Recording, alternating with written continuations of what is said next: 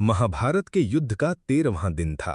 कौरवों ने पांडवों को हराने के लिए एक विशेष युद्ध व्यूह बनाया, जिसे चक्रव्यूह कहते हैं। ये एक ऐसा गोलाकार युद्ध रचना थी जिसमें प्रवेश करना कठिन और बाहर निकलना उससे भी कठिन था। अभिमन्यु, जो अर्जुन और सुभद्रा के पुत्र थे, मात्र 16 वर्ष के थे, लेकिन अद्भुत योद्धा थे।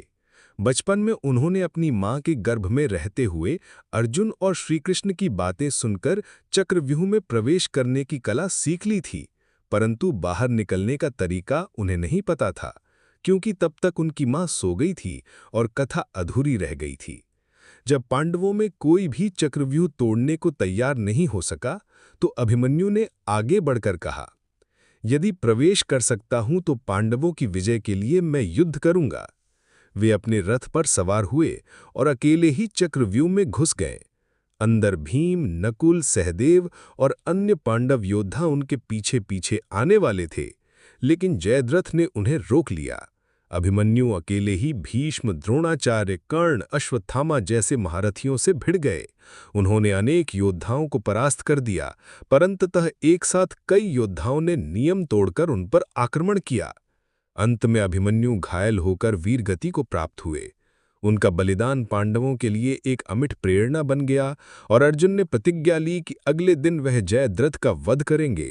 अभिमन्यु की वीरगति के बाद अर्जुन का हृदय शोक और क्रोध से भर गया।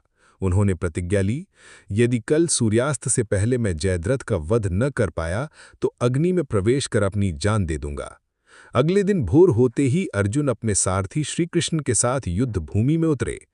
कौरव पक्ष जानता था कि अगर जयद्रथ बच गया तो अर्जुन को अपनी प्रतिज्ञा के अनुसार प्राण त्यागने होंगे, इसलिए उन्होंने अर्जुन तक पहुंचने के लिए कई परतों में सुरक्षा व्यूह बना दिया।